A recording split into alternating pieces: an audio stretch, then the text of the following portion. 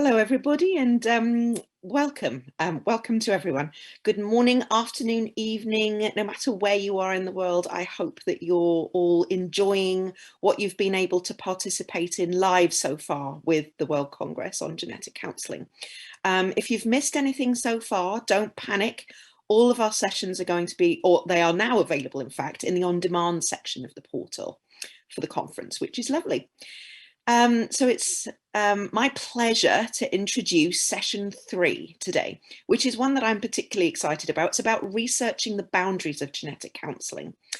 So I'll be chairing, Janine Austin, and Anna Middleton will be moderating for us. And so the first thing I get to do is introduce you to all 4 of our speakers. So you'll be hearing over the next little while from Barb Bieseka, Rachel Mills, Emily Morris, and Lydia Guimarães. After we've heard from these 4 speakers, then we'll have our lightning talks. And just as a reminder to everybody, please do type your questions into the Q&A box below the live session screen. And we'll be getting to those after the lightning talks at the very end. And so with that, with no further ado, let's get on over to our first speaker, Barb Bieseka.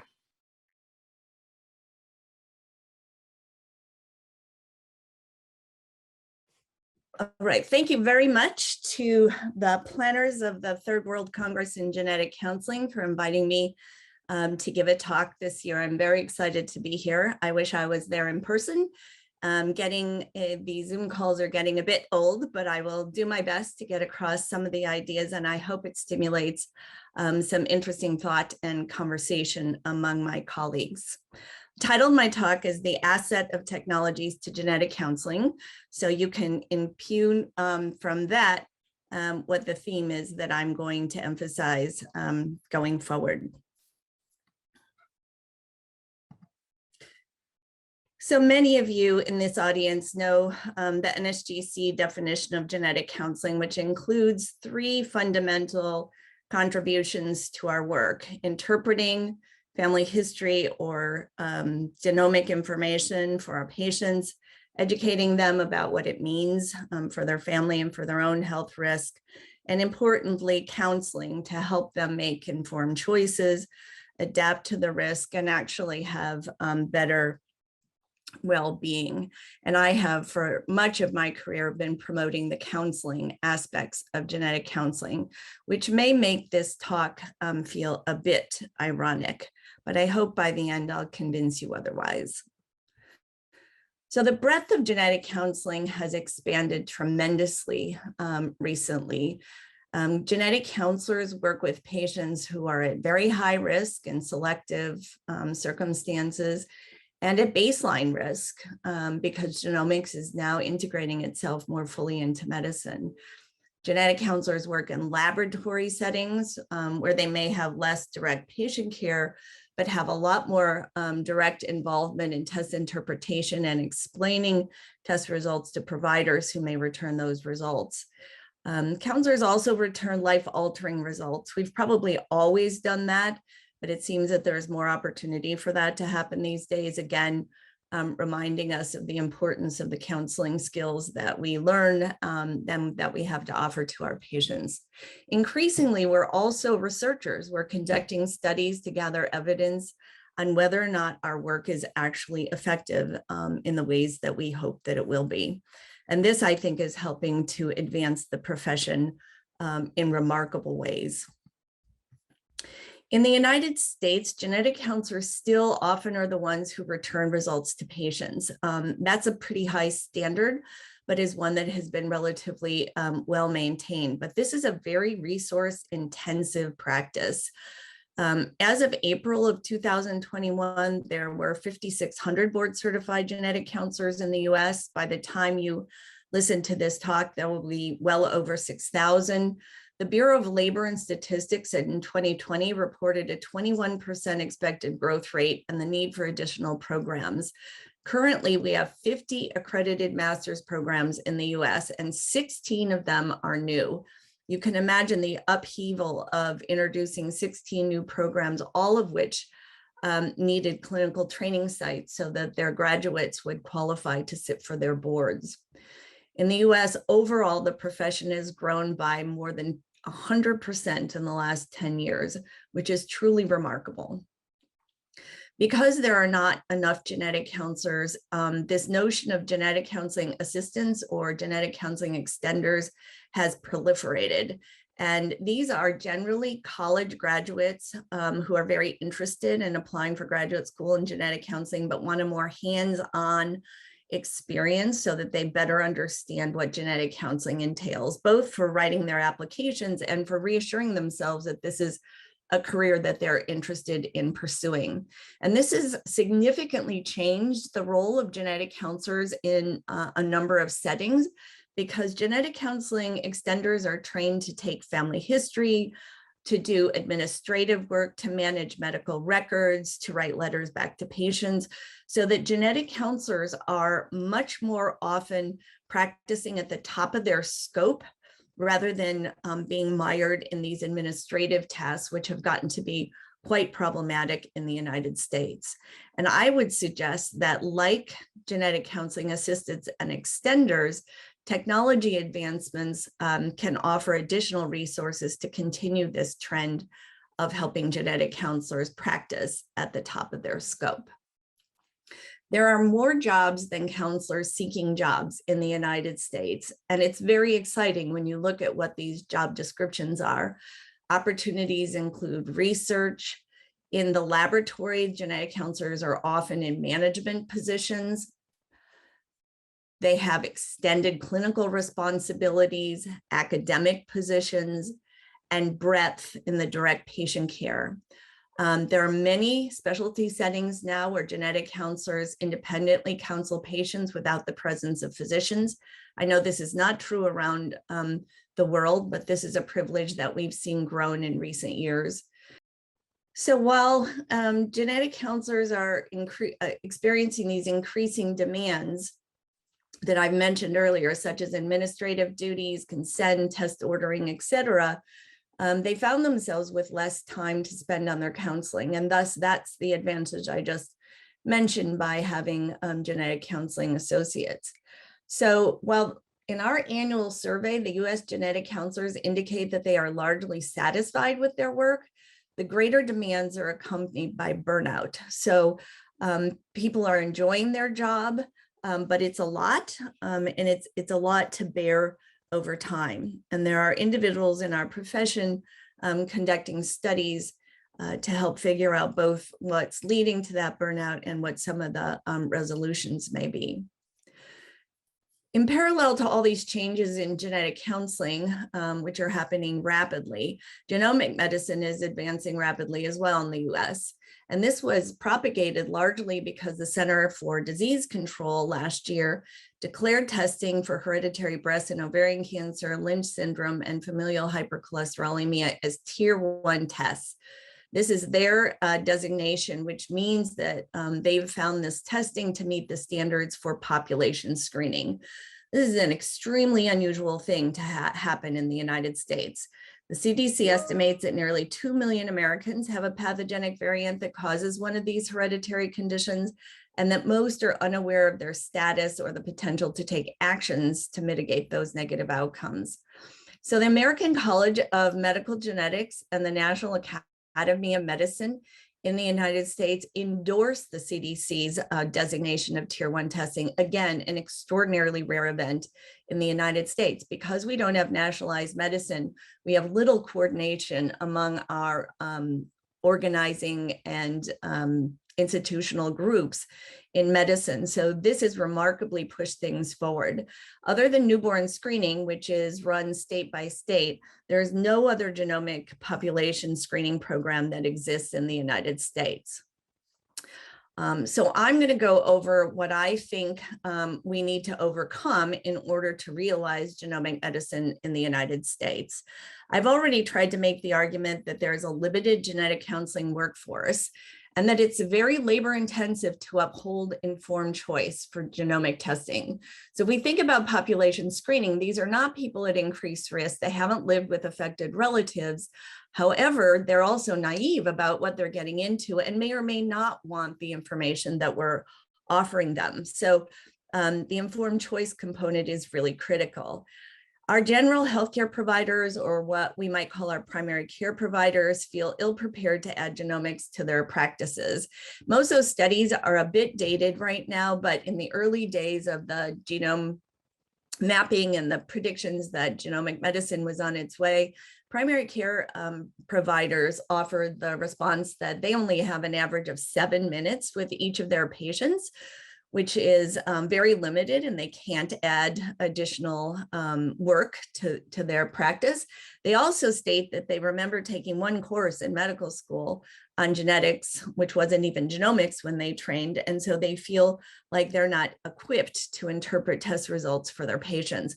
So there's a lot of hesitation in the United States about moving this forward into general medicine. And again, I've mentioned several times the fact that we do not have a nationalized healthcare system for integration, making all of this far more complex. We have a real problem with inequalities in our country because medical care is not equally available to people across the United States, nor is participation in research. So we have no precedence for what is needed for implementing a population screening program, which makes it particularly challenging. Nevertheless, always the optimist, I do have some more positive things to say. I think we've all been very surprised the short amount of time since the discovery of BRCA1 and where we are today. Genomics has increasingly identified the cause of very rare conditions, which even if we can't treat, do give families an explanation and some idea of what's going on with their child and opportunities for researchers to understand more about these conditions. The advancements in treatments in the United States have been absolutely remarkable and hold a lot of promise. Unfortunately, they've been done in the commercial sector, and so they're prohibitively expensive. And this is something we're going to have to reconcile in the years to come. Remarkably, oncology has routinized assessment of hereditary cancer risk. So in the United States, large mammography centers now, when you walk in, ask for a family history and do an assessment of whether or not your family history indicates that you're at increased risk for hereditary cancer. So they're actually screening patients and making referrals. Again, not consistently in a healthcare system, but much more broadly than you see it usually in the United States. And I believe that primary care providers will become more comfortable over time. They've had to integrate all sorts of new aspects of medicine in their practice over the years. And this is just one more that is, yes, indeed, pretty complicated. And I believe because of all of this, technical advances are going to be really important in the integration of genomic medicine to help us maintain this idea of informed choice. So one of the reasons that I'm optimistic is several years ago, a group of us conducted a systematic literature review of clinical trials in genetic counseling. And in every trial, genetic counseling was compared to an alternative way of delivering what genetic counselors deliver. 31 of those trials compared in person, or what they might have called usual care genetic counseling, to some kind of alternative delivery mode. And almost all these studies were conducted in the oncology setting because this was the early era when hereditary cancer testing was largely the main focus of genetic testing, and because our National Cancer Institute has a lot of research funds. And the alternative delivery modes included telephone counseling, which is now done routinely in genetic counseling, but at the time these studies were done, it was not even heard of.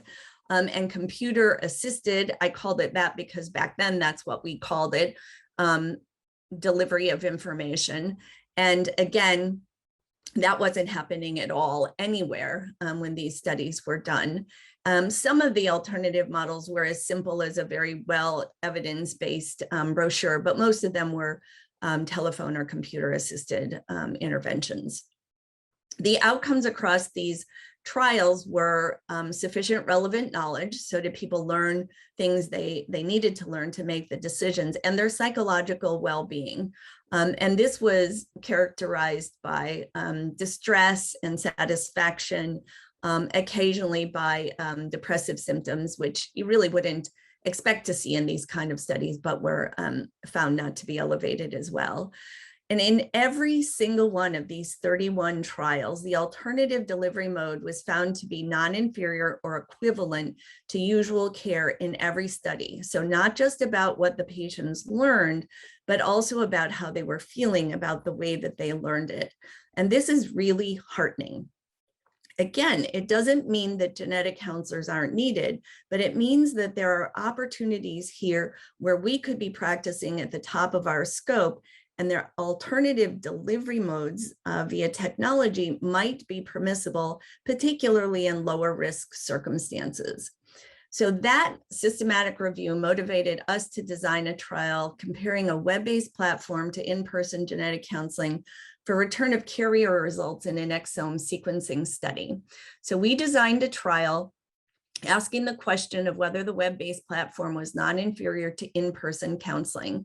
There were just under 500 participants enrolled in an exome sequencing cohort at the NIH, and they were randomized to receive their heterozygous results, so carrier testing, in genes that led to recessively inherited conditions.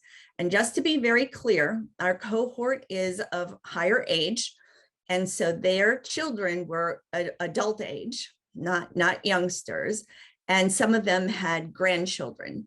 So if a patient enrolled in this cohort had a pathogenic variant in several genes, there's a 50-50 chance, of course, that their child inherited that same pathogenic variant or 2 or 3 of those pathogenic variants.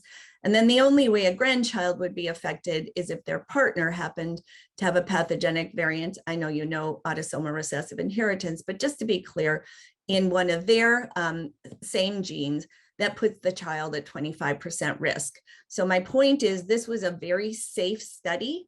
We weren't revealing high risk information to these patients. We also knew this was a cohort that had answered their baseline surveys that they wanted any and all information they could receive for participating in the genome sequencing study. So we created a report form to return the information that explained what these results were, and the same information, other than the exact gene variants that were found, were returned to everybody. And the same report was shared. So those who were randomized to the web-based platform received their report on the platform, and the genetic counselor actually went through the report with the participant, the same report, and explained it as she went. And that's really important. If we're comparing these 2 arms, we need to know that there was fidelity to the intervention, so that what the counselor did matched very directly onto what the web platform did. And we had very, very high fidelity. Our primary outcomes were relevant knowledge, test-specific distress, and decisional conflict. There were very, very, very low test-specific distress, essentially none, and very, very low decisional conflict. And there were increases in knowledge. So we found that the web-based platform was non-inferior to the genetic counselor on outcomes, both at 1 month and again at 6 months. This is only one study, and it certainly has limitations, as every study does. But again, this was not a very risky result to return to people who were eager to have them. And they seemed to learn what they needed to learn and get their questions addressed. So again, another example of maybe technology is okay in certain circumstances. This is an interesting systematic review that was published in 2020. And this is a quote directly from that paper, saying that the high demand for healthcare services and the growing capacity of AI have led to the development of what they're calling conversational agents that are designed to support a variety of health-related activities. And these remarkably include behavior change, treatment support, health monitoring, training, triage, and screening support.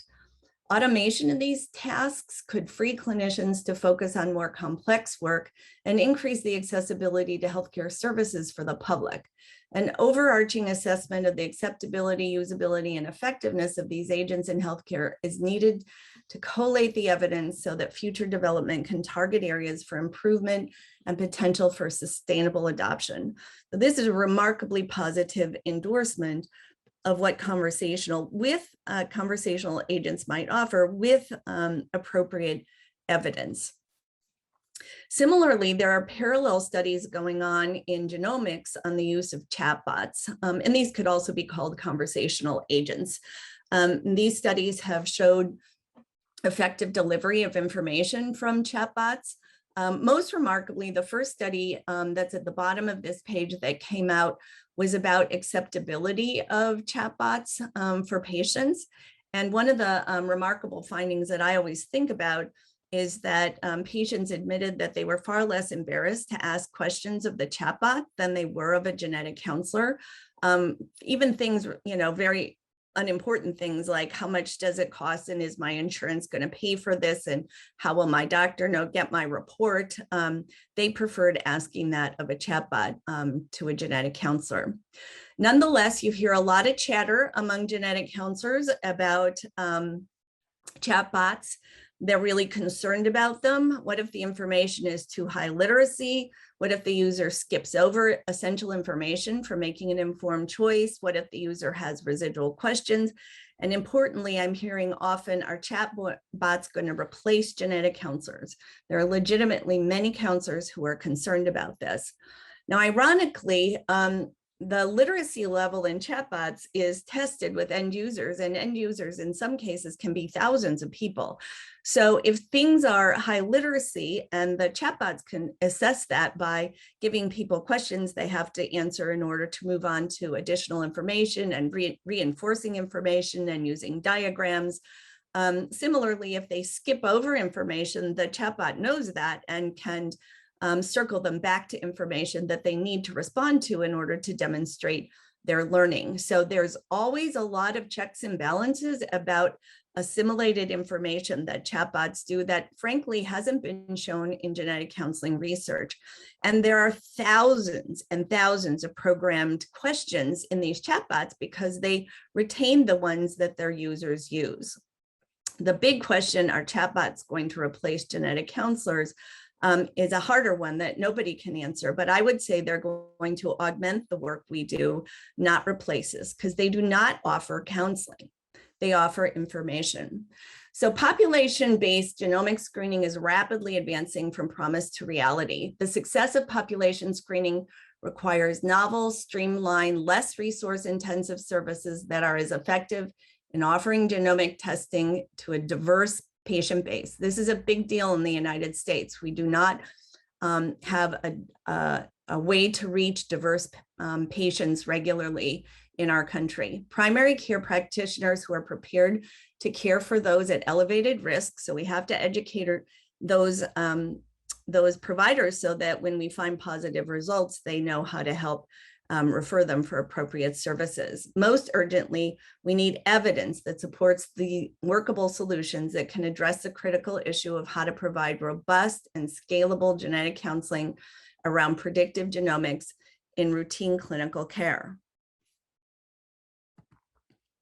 We were just funded to conduct what's called the Agility Trial, Access to Genetic Information Leveraging Innovation Technology. And we've designed a type 1 hybrid trial that includes formative work, a randomized trial, and an implementation assessment.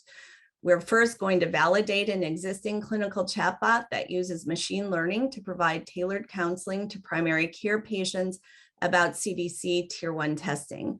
This will be followed by a randomized trial to test whether the chatbot is not inferior to virtual genetic counseling in achieving informed choice about testing. And lastly, we'll conduct an implementation assessment to determine barriers and facilitators to effectively integrate population screening into primary care. This is a screenshot of the chatbot that we will be validating in our population. This comes from, this is called GIA, the Genetic Information Associate, rather than a chatbot, and it was developed by Clear Genetics and is now owned by Invitae. We're collaborating with Invitae, but I have no conflict of interest to report here, as they are not charging us for use of this chatbot. In fact, they are co-partners in this research funded by the federal government. So the Agility Trial is a collaboration between RTI International, where I work, and the University of Florida and Invitae. We'll recruit diverse primary care clients. They have lower than average education levels and range from a variety of backgrounds. The participation will be virtual. They were already set up for virtual care, and those randomized to the chatbot will receive a link. Those randomized to usual care will participate in a virtual genetic counseling session, and the results of testing will be returned electronically in both arms. Those who test positive will be provided a follow-up genetic counseling session with recommendations. And our outcomes are informed choice, test-related distress, and decisional regret. Evidence of the effectiveness of alternative delivery models is critical. Screening the general population does not necessitate psychological counseling. There may be people who are upset about their results who require more counseling, but these are not people who've grown up in families at increased risk. Best practices for educating end users are programmed into the chatbots so that effectiveness is high. And most people in the United States have access to a smartphone or a tablet. And there's a very good article I recommend by Yvonne Bombard and Robin Himes on how digital tools can advance quality and equity in genomic medicine. Thank you very, very much for your attention. I am just making the claim that the realization of genomic medicine is going to take a lot of preparation and evidence, and I hope it will achieve more equitable access to care, and that we will be open to alternatives such as technology assistance that can help us practice at the top of our scope. Thanks very much for your attention.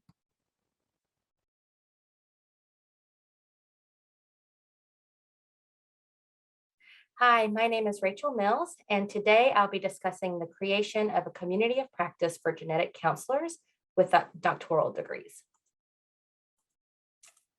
So I don't have any financial disclosures to disclose, but I do want to share a little bit of my positionality. So I'm coming to this as a research genetic counselor. I'm also an assistant professor with the Genetic Counseling Training Program at the University of North Carolina, Greensboro. I'm also currently a PhD student in educational leadership, policy, and human development at North Carolina State University. I do have an interest in continuing professional education in genetics, and I have a commitment to education, research, service, and community building, particularly in the genetic counseling profession. So today I'll start with some background information about genetic counselors with advanced degrees. Then I'll share a little bit about the group that I created called GCs with Doctoral Degrees, which is a community of practice. So I'll talk a little bit about what that means. Finally, I'll share what we've done as a community so far. So as you probably know, there's been ongoing discussions about genetic counselors having advanced degrees.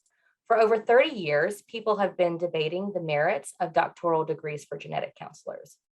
As more genetic counselors entered the field with advanced degrees, research has explored the experiences of those genetic counselors, as well as the interest of other genetic counselors in pursuing a doctoral degree. A 2006 survey of genetic counselors actually indicated that a third of respondents were interested in pursuing an advanced degree in genetic counseling. All of this gave way to more formalized discussions about shifting the genetic counseling degree to be a clinical doctorate. This idea was presented at the National Society of Genetic Counselors Annual Education Conference back in 2009. And in 2011, the American Board of Genetic Counseling convened a genetic counseling advanced degree task force. And that followed requests from genetic counseling programs to create a type of accreditation process for the ClinD. The task force's work included conducting a survey of genetic counselors, and that indicated that over 80% of GCs and genetic counseling students in the US and Canada preferred to maintain the master's degree as a terminal degree. The findings were somewhat consistent across genetic counseling program directors as well. So the task force recommended that we maintain the master's degree in genetic counseling. Critics of this decision and the process to get to that decision highlight the narrow scope of the task force's work as they sought to focus on the clinical doctorate replacing the master's degree, as opposed to considering a doctoral program that complements or is a continuation of the master's in genetic counseling. Now, although most genetic counseling programs continue to offer just a master's degree, there are some programs that have a PhD dual degree option, which I've listed here, and one that at University of Pittsburgh that has a PhD option for those folks who already have their master's in genetic counseling. As many genetic counselors are completing their PhDs and at schools and programs that are not directly related to genetic counseling, we're interested in learning a little bit more about what the experiences of those genetic counselors are. Unfortunately, I couldn't find a recent reference that explored when and what types of programs genetic counselors with doctoral degrees pursue, but I do have a little bit of that data that I'll share later, specific to the members of the GCs and with doctoral degrees group. The 2020 National Society of Genetic Counselors Professional Status Survey reported that about 2% of genetic counselors have a PhD. That equals 67 individuals. And this has been fairly consistent over the past 13 years. If we look at the 2008 PSS, also 2% reported having a doctoral degree, and that equaled 40 individuals back then. The 2020 PSS also reported that 21 genetic counselors were currently enrolled in an advanced degree program. Over half of them were working on their PhD in topics related to neuroscience, clinical research, genetics, epidemiology, and education. So considering the small number of genetic counselors with doctoral degrees, the variety of paths to get a doctoral degree, as well as my own experience as a student in a PhD program, I felt like creating a community of genetic counselors with doctoral degrees could be really beneficial. I thought it would be of interest to genetic counselors who are considering, are currently enrolled, or have already earned their PhD or other doctoral degree. And I thought it would be a great opportunity to share lessons learned among these groups. So I'll tell you a little bit about the establishment of the GCs with doctoral degrees now. If we flash back to spring of 2018, I was at a meeting with my genetic counseling colleague, Colleen Kellishu, who's pictured here with me. We were both getting ready to start our PhD programs, and with a glass of wine in hand, we shared some worries about the challenges that we expected to face as we balanced working full-time with going to school, managing a family, as well as volunteer work that we were doing with the National Society of Genetic Counselors. But at the same time, we celebrated the excitement of following our dreams of leading research that could be really impactful to the genetic counseling field. The conversation and the wine were quite therapeutic, and so we joked about creating a club of GCs with doctoral degrees because both of us knew quite a few other individuals in a similar position to us. Of course, life and work and school and family and a pandemic all get in the way. And so although Colleen and I, as well as others, continued to kind of joke about getting together a club, it wasn't until February of this year that I kind of had a sign from the universe that encouraged me to finally take action. In the span of 2 days, I crossed paths with 3 new genetic counselors that I'd never met before who either had a PhD or were working on a doctoral degree.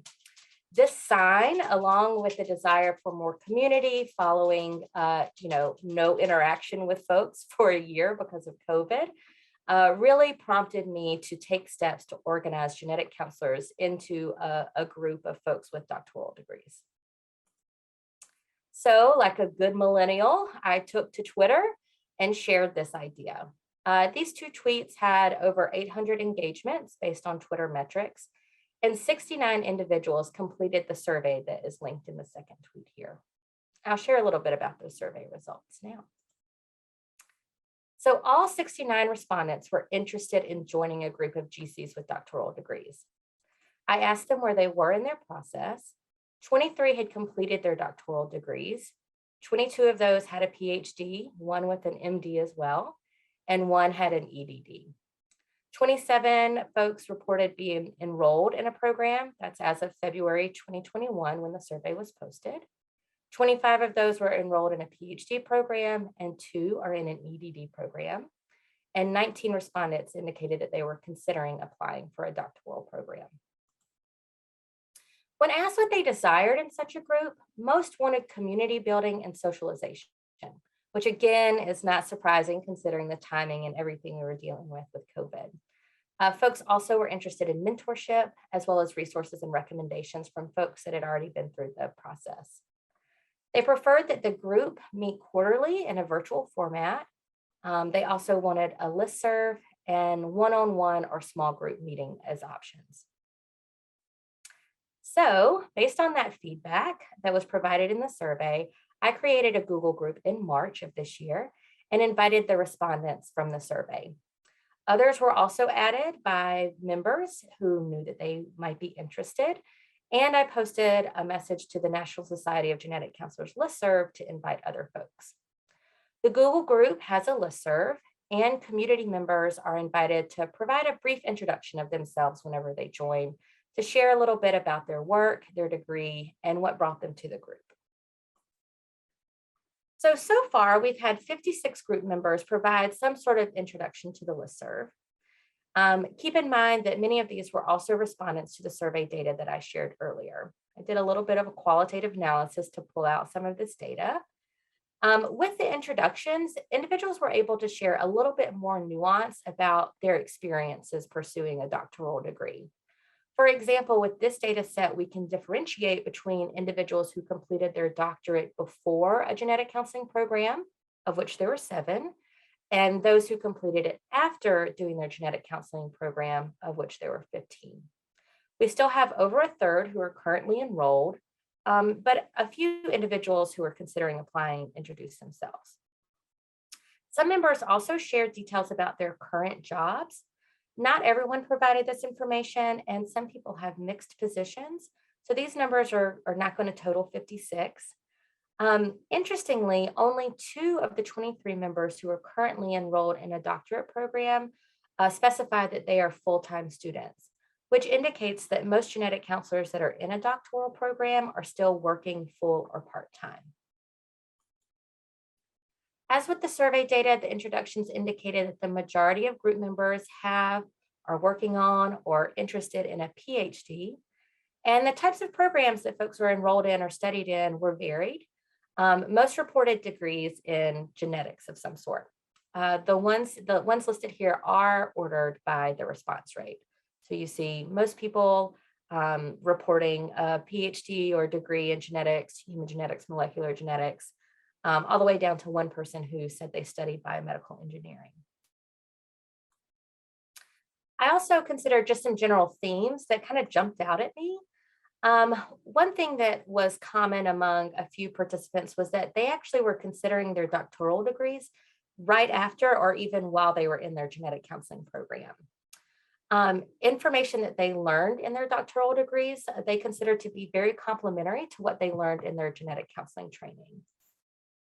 Some of the genetic counselors that are in our group are the only genetic counselors in their doctoral program and have a great desire for community because they feel kind of isolated, whereas others reported being in programs where there have been multiple genetic counselors going through, so they have that sense of community built in. The research interest and the dissertation topics are varied, which I love and shows the great amount of impact that we as genetic counselors can have across the field. And I also thought it was interesting that many genetic counselors are currently working in genetic counseling programs. There were 12 people who indicated that their current position was some sort of faculty position with a genetic counseling training program. And a couple aspire to lead genetic counseling programs as program directors, which is part of the reason that they're pursuing a PhD or an EDD in some cases. Almost everyone voiced appreciation for the creation of the group. I thought this quotation was a nice reflection on that appreciation. I cannot overstate how validating it is to hear all of your stories. I knew there were many of us out there, but seeing everyone together feels so good.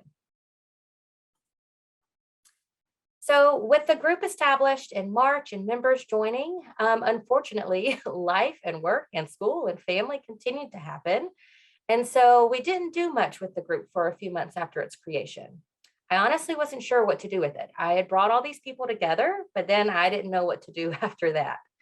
But during the summer term, I took a course as part of my PhD work where we discussed communities of practice as a means of continuing professional education. And I realized in kind of a duh moment that the GCs with doctoral degrees was a community of practice. So in my research and reading about communities of practice, as well as the application to this group, I would define a community of practice as an informal learning organization that's made up of individuals who share a common interest and learn from each other by sharing information and experiences. This concept of communities of practice was described by Jean Lave and Etienne Winger in their book, Situated Learning. Situated learning is a model of education that's based on assumptions that learning naturally occurs when it's embedded in practice, context, and culture. It's particularly relevant to developing professional skills where there's often on-the-job learning that's embedded in practice and a professional culture that accompanies and influences the knowledge and practices. As you can see in this timeline here, Lave and Winger have refined this concept of communities of practice over time. And they've seen a shift from communities of practice that developed kind of organically to communities of practice that are actually an HR strategy for professional development. Communities of practice are often used in healthcare. And if we look at the literature related to communities of practice and its intersection with healthcare, we also see this mirroring of the Lave and Winger's refinement, so that we're increasingly seeing communities of practice being used as a tool to improve clinical care and implement evidence-based practice. And if you consider genetic counseling specifically, we can actually see many examples of communities of practice in our field already, although most of these are kind of that more organic format. Things like peer supervision, journal clubs, and even the Nsgc special interest group listservs could be considered communities of practice. Of course, as I mentioned, the GCs with doctoral degrees also fits this definition because it's an informal group of genetic counselors that are getting together with a shared interest to share information and experiences as a learning process. So reinvigorated with this new framework of community of practice in mind, as well as looking back at the results from the individual survey and the members' introductions, we set up a webinar series to discuss topics of interest to members. The topics of the first 3 meetings were, how do I know when I'm ready to start a doctorate program, finding a mentor, and life balance and the challenges of being a professional and a student. The formattings of these meetings is that they take place over Zoom. There's a brief moderator-led discussion followed by small group breakouts where either that discussion is continued or there's opportunities for networking. We have 3 more upcoming. Those are going to be about climbing the career ladder and leveraging a doctoral degree, equitable research practices, and how to choose a program of study. Overall, these meetings have had a very casual feel. For the first 3 meetings, we have around 20 attendees at each one, and the meetings are recorded so that members are able to access the recordings even if they weren't able to attend the meeting. So that brings us to today. I checked this morning and we have 119 members who have joined the group after learning about it through social media, personal invitations, or that Nsgc member listserv. We have a global membership. The majority of folks are based in the US or Canada, but we have a great Australian and New Zealand contingent, as well as GCs from the UK and Saudi Arabia. As mentioned, we have hosted 3 meetings and we have a few more planned. We were also able to support a grant application. We wrote a letter of support so that the University of Minnesota the dual program, the master's and PhD dual program, could get additional funding to support additional students. At the time of the recording, they were still waiting comments from reviewers, but hopefully I'll have an update on that whenever we're live together. So looking ahead, I'm hoping that we identify additional topics that we can cover in meeting series. There are a few other ideas that have been bounced around, so I think that we have plenty of options to consider. There are also a number of members that are interested in conducting research related to this population. Some folks have tossed around questions like, why do genetic counselors go back to get doctoral degrees after they've completed their genetic counseling training? What's that motivation there? And questions like, what are the opportunities that are available to genetic counselors if they have a doctoral degree? And how are those opportunities different from folks that don't have an advanced degree? Looking at the Winger and colleagues' recommendations for cultivating successful communities of practice, I also hope that we can remain open and evolve as the needs of the group change. And I hope to establish somewhat of a regular rhythm with meetings and other events. However, with all of us doing multiple things, including working full-time and going to school, this has been a challenge so far, but I hold out hopes for improvement over time. And of course, I do hope that our group can continue to help provide support and make connections among genetic counselors with doctoral degrees. If you are a genetic counselor who is thinking about, is working on, or who has an advanced degree, I invite you to join us. You can send me an email. My address is here, and we would love to have you as part of our group. Do you want to share a couple of references? These are related to the doctoral studies for genetic counselors, as well as some information about communities of practice. Thank you so much for tuning in today, and I look forward to discussing more about our community during the live session. Thanks.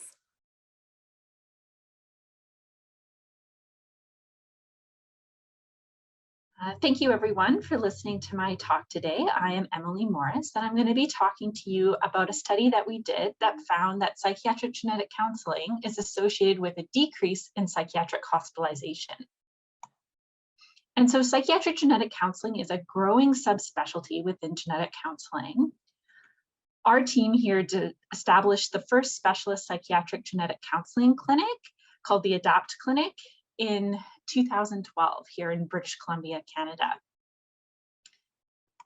And many studies have looked at outcomes of providing genetic counseling to people with mental illness or their family members. And what we have found is that psychiatric genetic counseling results in increased empowerment for patients, as well as increased illness management self-efficacy.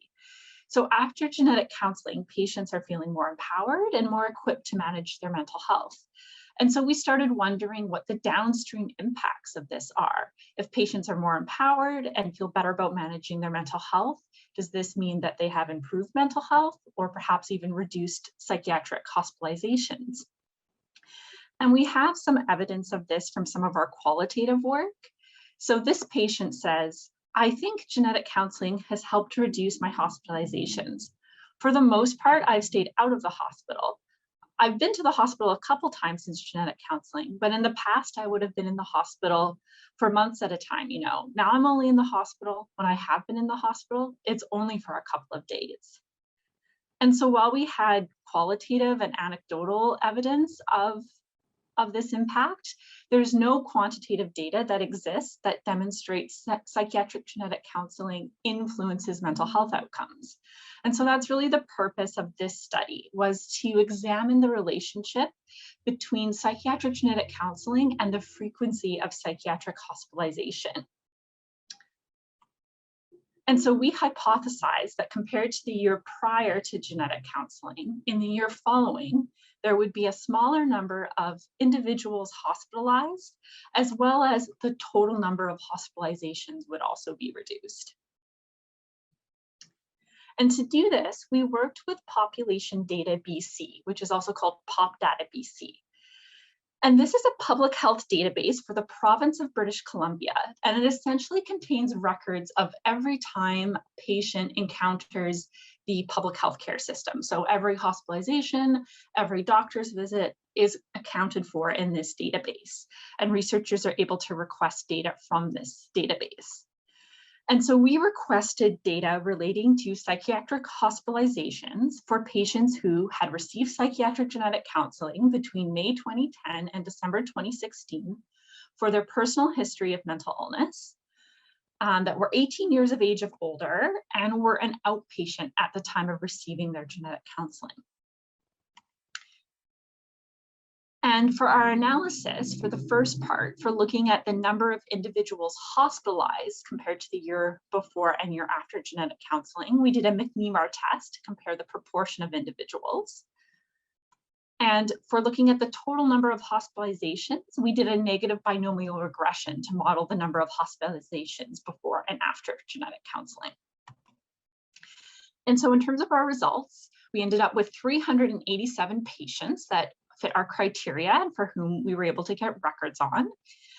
These patients basically represent the demographics of those who are seen in the ADAPT clinic.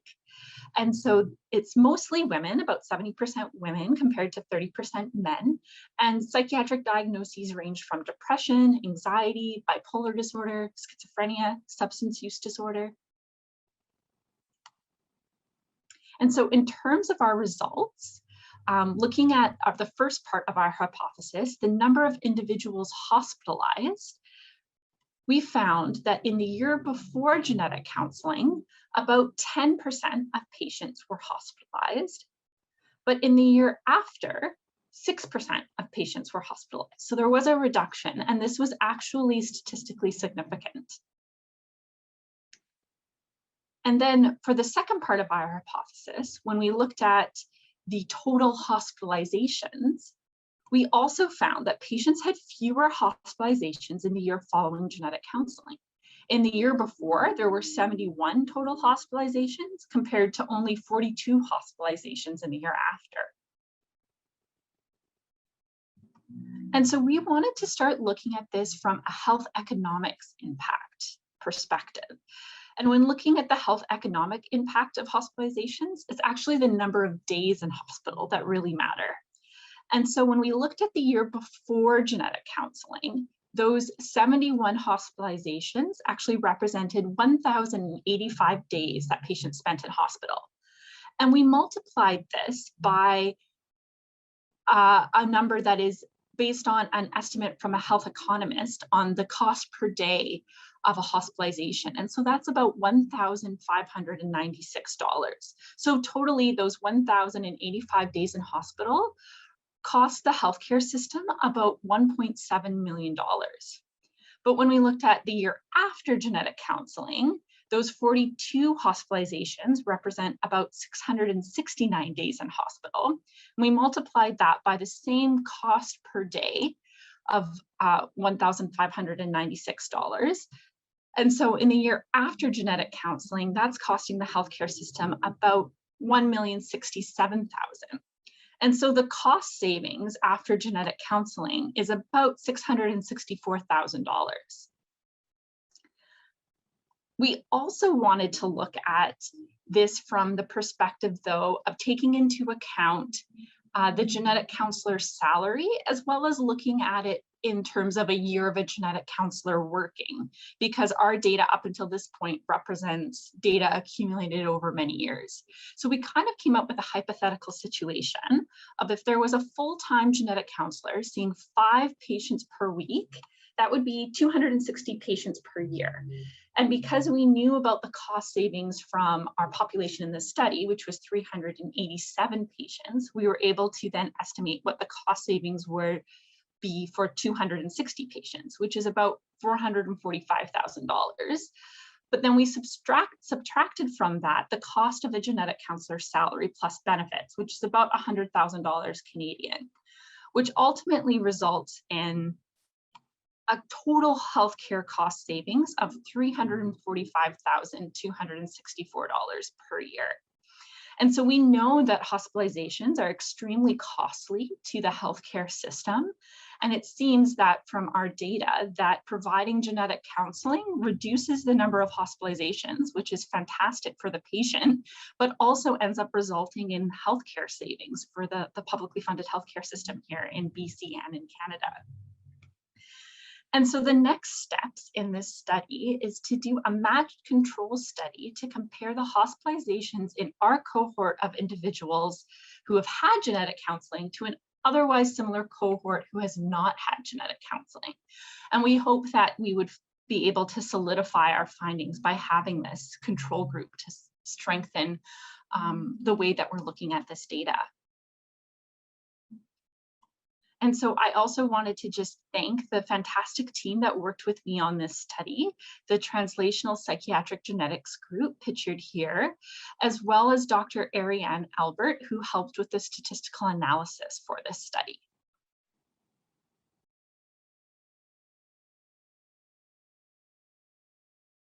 Hello, I'm Lydia Guimarães and I come from Portugal. I'm a PhD student with a degree in psychology and a master's degree in genetic counseling. I'm part of a small lucky group that joined the first master's degree in genetic counseling in Portugal. However, as you may know, the genetic counselor profession isn't still a recognized professional in Portugal, what brings lots of difficulties and dilemmas when working in these fields. Like Portugal, many other countries still wait for the profession to be recognized, while others have consistent and even mandatory laws to guide the professionals. So we have so different realities between countries that it's fundamental to have a precise vision about what and how genetic counseling processes are managed around the world. One of the questions that this group tried to answer was, are we practicing in a safe environment at genetic services? And this is in fact a key question, not only in Portugal, but around the world. It is well known that the advances in genetics all over the world, especially in genomics, have contributed to the increase of genetic counseling processes all over the world. This reality has increased the number of non-medical staff working in genetics, what has had very positive results because it assures patients an effective and multidisciplinary support, offering as well an holistic comprehension about the genetic condition. However, in spite of all that is related with genetics, the genetic counseling profession is still not worldwide recognized.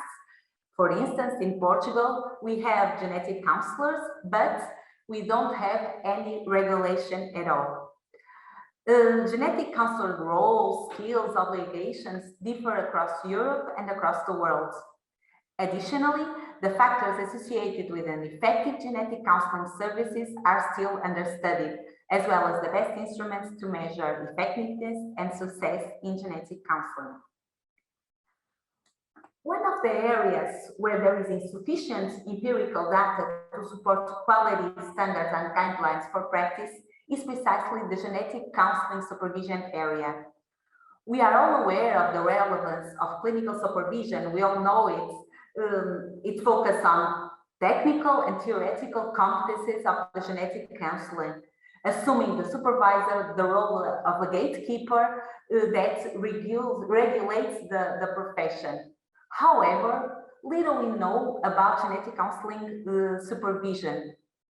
Essentially, this kind of supervision focuses on the emotional and psychosocial issues of the professional, trying to explore the professional experiences, thoughts, feelings, dilemmas, and helping him to integrate this in the process of genetic counseling. This kind of support when working in challenging circumstances is even more important. Having this panorama, we decided to develop this study so that we could map the provision of genetic counseling supervision across Europe, trying to understand the differences between countries and how this impacts the genetic counseling processes. We also aimed at identifying factors that are relevant to the successful implementation of genetic counseling supervision. So, we developed an online survey with open and closed questions, which we sent to the healthcare professionals practicing genetic counseling all over Europe. This survey included three main areas. One area, we aimed at recollecting socio-demographic data. The second, we tried to become aware if the respondent had or not access to genetic counseling supervision. And on the third field, we tried to collect opinion and experience from the professionals. After respondents, only 34% had access to the genetic counseling supervision. Of these 34%, 14 practiced genetic counseling for less than 5 years, while 41% practiced between 5 to 10 years. Of these 34%, 36 accessed genetic counseling less than 5 years, while 20% access genetic counseling supervision between 5 to 10 years, like you can see in the charts. The majority of times, the genetic counseling supervision is funded by the institution where the professionals work and takes place in their own place of work. It was also very important to us to understand that 66% of the professionals did not have access to genetic counseling supervision. We were also able to distinguish between internal and external reasons not to access genetic counseling supervision. As internal reasons, the professionals pointed out the lack of awareness of genetic counseling supervision. They did not know that it exists. They did not consider it necessary. And as external reasons, the respondent highlighted the profession is not recognized in the country they live in, is not available in the country. Employers do not recognize the profession. There are not enough genetic counselors in their country so that they can have supervision. So this brings us to a question. What can it be done? How can we do this? First of all, we have to understand that this has got to be a team effort, and that the first step is always the recognition of the profession. We still have many countries like Portugal, where I live, that do not recognize the profession, what hardens the job of having regulatory measures.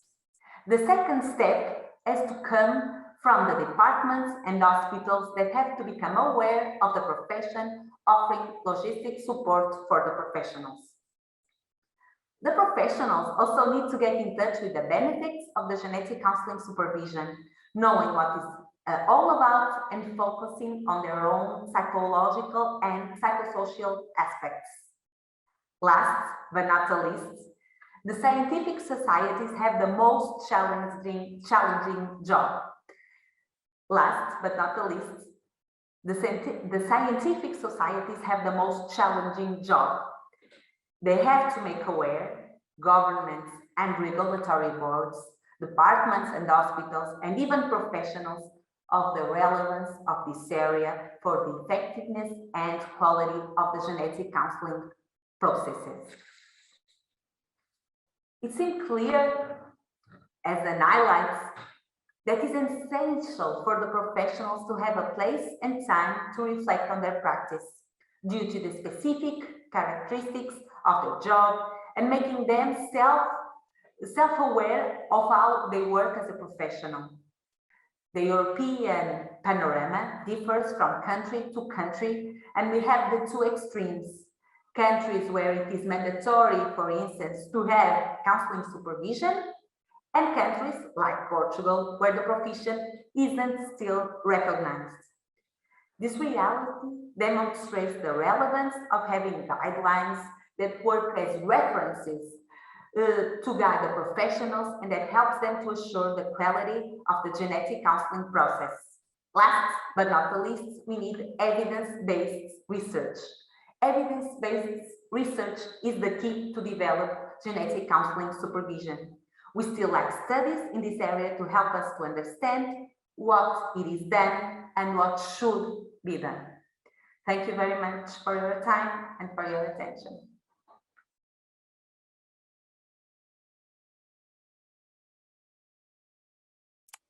Hello and welcome back, everybody. So thanks very much for participating and listening to the presentations from all of our fabulous speakers in the session. Now we have an opportunity for a bit of Q&A with everyone. So what we've got here is a list of questions that we've pulled out of the chat box on the portal. So please do feel free to keep using that. So if you've got questions that are occurring to you now, or let's say you hear a response to a question, from one of our speakers and you have a follow-up question that you'd like to ask, please go ahead and type it in the chat box. Just as another note, if you prefer to have a one-on-one conversation with people, or you'd like to use that's available to you in the spatial tool that we'll be using directly after this session. And you can also use the discussion forum as well to chat with people about things that come up. So I'm going to get started with, let's start with Barb, shall we? And one of the first questions that I can see for you, Barb, here, is actually one of mine. How nice. It's about when you say there's opportunity for genetic counselors to be practicing at top of scope, what does that mean to you? Oh, can you unmute yourself, Barb? I can see your lips moving and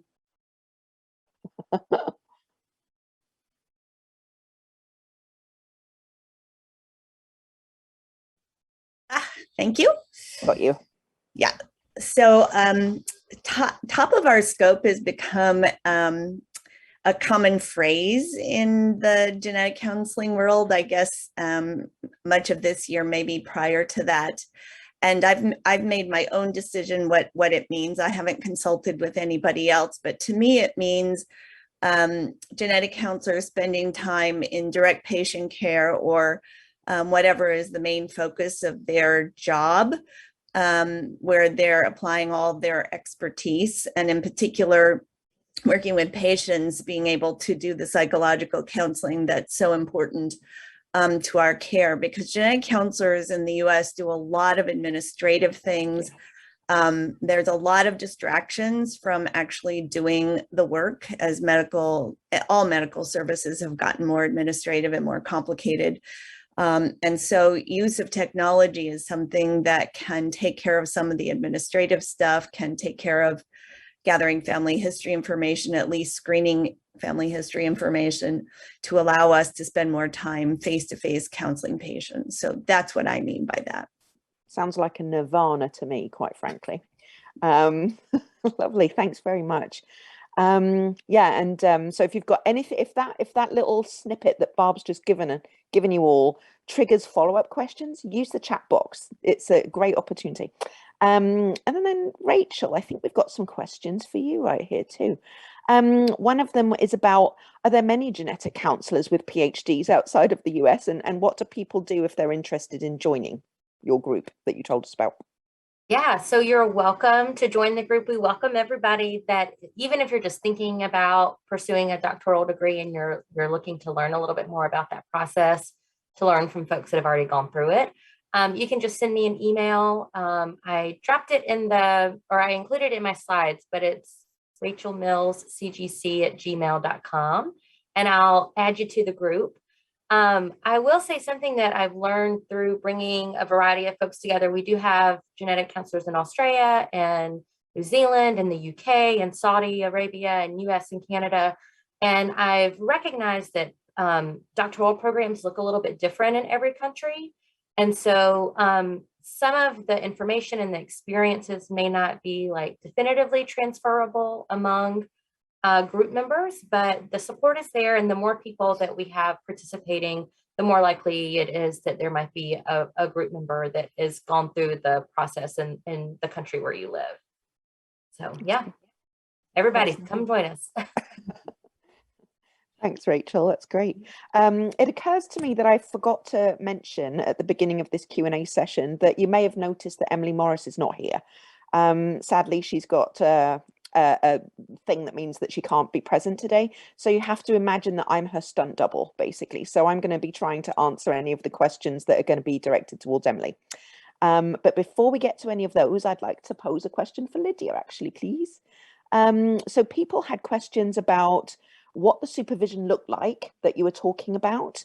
And did people do a mixture of group and one-on-one sessions, or can you tell us a little bit more what that was all about? We can't hear you. Can you unmute? Sorry. Hello, no, you're good. Hi. Hello. Yes.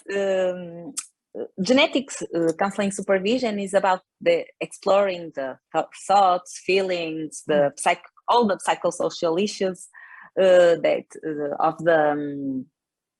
the professional that reflects on their own and how their feelings affect him as a professional. And although in some countries like UK it is mandatory, there is a lot of countries where they don't even know what it is genetic counseling supervision. For instance, in Portugal. In our study, many professionals said that they didn't do it because they didn't know that it exists. What brings us lots of questions about how the professional, about the security of the genetic counseling process in some countries. The professionals that did genetic counseling supervision, many of them do one-on-one sessions, but many of them group sessions, and some of them do it in an informal way, not with the name of genetic counseling supervision in the countries where it is not mandatory, but they do with colleagues and peers. Okay, that's great. Thank you very much, Lydia. I'm going to go back to the chat box and see what other questions that we've got. Oh, wait, let me see if I can try and take one that was directed towards Emily. Okay, so there's one here that says, it's so interesting to see reduction in psychiatric stays as a consequence of genetic counselling. What specifically from the genetic counselling process is having the effect? Okay, yeah, that's a really important question. So yeah, I can actually answer this one. So one of my favorite things about genetic counselling for psychiatric illness is that we don't just get to talk with people about how illness emerges, right?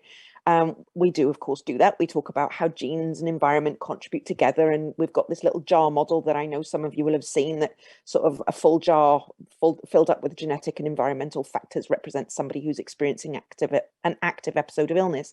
But the best bit of counselling about these conditions for me is talking about how people get better. So we talk to people about things that there's really good evidence for, like sleep and nutrition and exercise and social support networks and finding more effective ways of managing stress. And for people who've had a diagnosis, then if you're lucky and you've got a psychotropic medication that works well for you, that too, right? So what in the little jar model thing, we conceptualize these as rings that stack on top of the jar, making the jar taller so it can accommodate more environmental stuff without getting full. And so, yeah, we have very personalized conversations with people about the things that they notice that work for them as being protective factors. Because, you know, while there are some that are just blanket good for everybody, there's others that might be more personal or specific. And the example I always like to use is one about meditation. I've had so many people tell me over the years that it really helps them. And it was literally induced me to a panic attack because I cannot clear my brain. It's, you know, so I end up feeling like a failure and all of that good stuff. And, but it really works for some people. And so it's, in the genetic counselling session, we're really trying to help people identify those protective factors that work for them. So given that that's the focus of what we're doing, it kind of makes sense to see that if people are actually engaging and attending to that and thinking, oh, so maybe there's stuff I can do to protect them and my mental health, then they're staying out of hospital. So and we've got lots of qualitative data to support that mechanism. So yeah. So that's that one. Let's go back to just follow on about that. What is it specifically about the genetic counselling bit? Other than, I mean, how do you know that it's genetic counselling as opposed to having a really patient-centered, nice conversation counselling? And the really straight answer to that is that we don't. Because we haven't yet compared psychiatric genetic counselling to any other kind of generic counselling. We would like to, just not done it yet. Think we should, of course. But, you know, to speak about like when I'm talking about these protective factors, sleeping, eating, exercise, and so on, these are all things that people roll their eyes about and go, oh my God, but we all know that we should be doing that anyway. So why does it make any bloody difference if I'm telling you in the context of this session? The difference is the context. It's that we're telling people, you know, so people are coming because they have a psychiatric illness or they're worried about their risk for their psychiatric illness based on family history. And so you've got like a motivator there for people.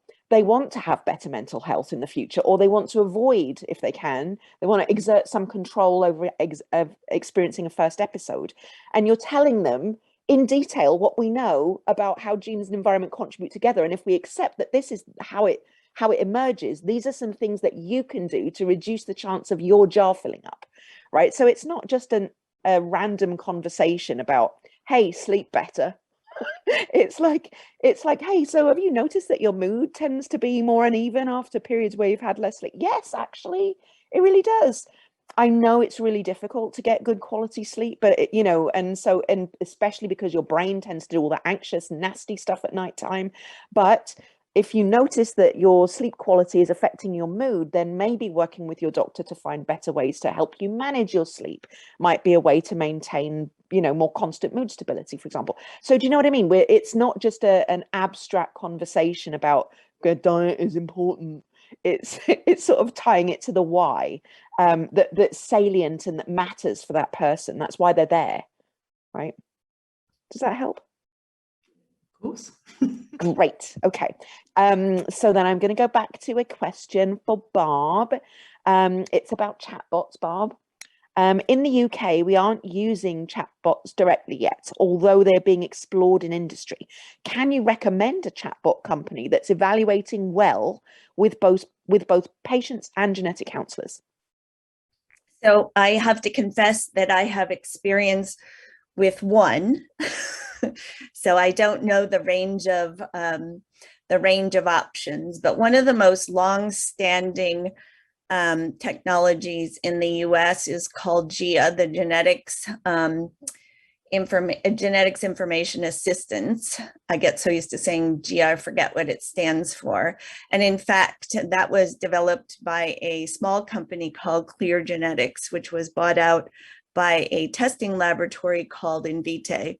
And so Invitae now owns GIA. In the United States, we license things because we have lawyers in our companies and our hospitals. And so GIA is a licensed chatbot owned by Invitae. But Invitae is also very, very committed to research and working with researchers to better services in whatever way they can. So we're actually using the GIA chatbot in our population screening study that you heard about, the Agility trial. And there's no financial conflict of interest that I'm involved in. They're voluntarily loaning us GIA and actually even allowing us to do formative work to have a special Agility GIA that is not, it goes off their licensed GIA, where we can make sure that it works with our very diverse population that we're studying. So it's very low literacy, and GIA already has everything in Spanish and English, but we have to see if we have to have any other translations in order for it to be accessible to our population. So that's my experience. When I first came across it a number of years ago when writing another proposal to do research, I thought it was very high literacy. I think it was at the beginning. And I was concerned about, how accessible it was. But what has happened is because Invitae now owns it and uses it with their clients, it's been used by tens of thousands of end users by now, and it has AI. So it learns, it catalogs every question that the end user ever asks, and then they make sure that the various responses to that exist in the chatbot. They do lots of end user, I would call it scrutiny or evaluation about how well it's doing. So the literacy level has come down quite a lot. And because it's smart, if you use big words and the technology terms, it will respond to you in a similar level of literacy.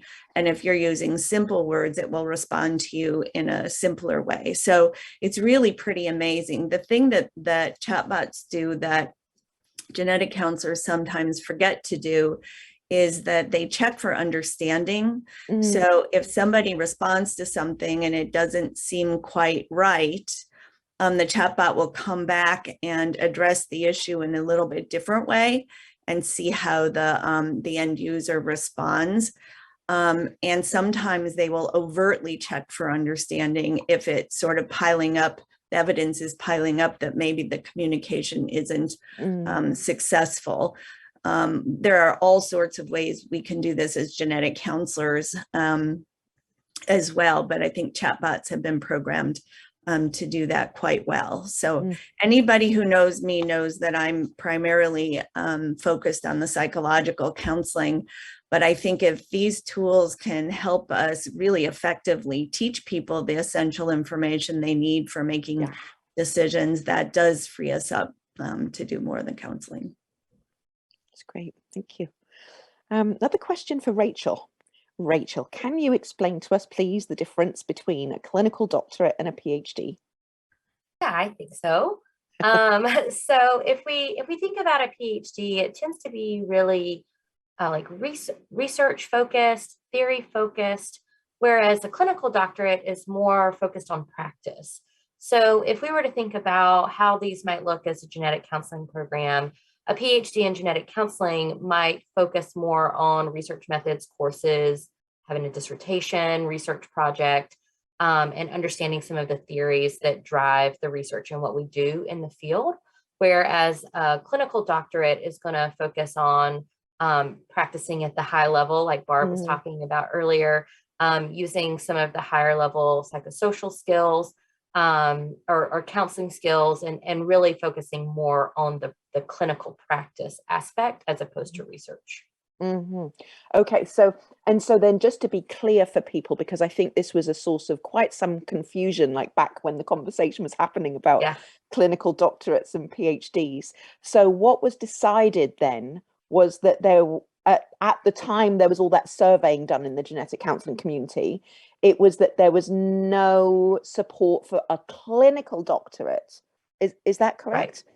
Yeah. So that's my understanding of what the findings were. And I think, as I mentioned this in the presentation, one of the critiques of that whole process was that it was a very narrow scope. It was just focused on expanding from a master's to a clinical doctorate, and didn't consider all of the other ways that you can get an advanced degree and all of the additional benefits that might come with that. So what I think about is like pharmacists and how they went from having like BS pharmacist to all pharmacists having to be a PharmD. And I think that genetic counselors at the time saw that as the path that was proposed with this clinical doctorate, and felt like that wasn't the best fit for genetic counselors. I think it might be interesting to revisit that conversation as as my role in a genetic counseling program, with the amount of content that our students have to learn. The hours that go into it are approaching PhD level or doctorate level content hours. So who knows, we might have this conversation in another couple of years, but that's where it stands right now. No, you're absolutely right that there is pressure, as we all know, in terms of content and genetic counselling programs that I would argue, from being a graduate advisor and watching students try and deal with it, that we do need to tackle. I'm ambivalent just to about whether we need to expand the length of our training, or we just need to be more selective in how we're teaching people, because in my mind it's we can't possibly cram everything that they, all of the things that they might come across as knowledge into people's heads.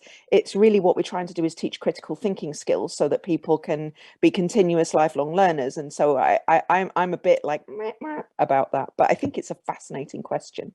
I'm just going to finish with a question for Lydia, if that's okay. So Lydia, what would you say to people who are not already engaged in any way in sort of clinical supervision? Is it like, what would you say to them? Oh, let me unmute. Well, and sorry, I didn't mean clinical supervision. I meant like peer supervision stuff. Sorry. Yeah. What I think I would explain what it's all about and how important it is for the professional to think in their own thoughts, their own feelings, and how that affects him as a professional. Because it's very important for us to understand how our own experience affects the way we are in clinical, in the one-on-one that we are in with the patients. And the clinical supervision is well, all of us know it, the importance, it's worldwide noticed. And genetic counseling supervision, we still have to sensibilize all the professionals for the experience, the importance of thinking of their own experience and how that affects him as a professional, them as a professional. That's beautiful. Yeah. Thank you very much. Can I add a short comment? Mm-hmm. So over the years, I've had opportunities to do one-on-one supervision with a therapist. And then later on, the genetic counselors at the NIH where I was working formed a professional supervision group that was headed by a very skilled, therapeutically trained social worker.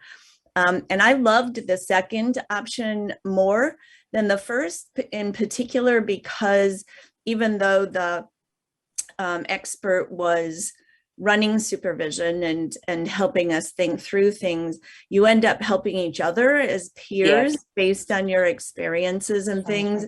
And that's a very rich, really, really rich experience. Yes. Yeah, I couldn't agree more. Same.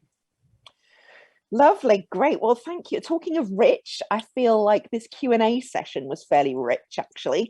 And if you'd like to continue it, then I think now is our opportunity to move over into the spatial platform. And if you haven't used it yet, it is very cool. And it's not at all, it's not like, don't be intimidated about having to participate in conversations or anything like that. You can go and just lurk and see what it looks like if it's a bit scary.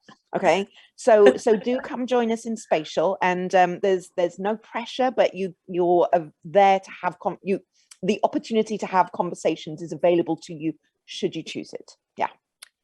So with that, I'd like to thank all of our speakers this morning, including those who provided the lightning talks, because they were all outstanding. It was really fun to listen to. Oh, and I should also add Manzawati, who presented earlier and was unable to attend the spatial thingy earlier. He will be available to chat with you as well during this spatial, if that's if you'd like to talk with him. So yeah, hope to see you all over there in a few minutes. Thank you. Thank you. Bye.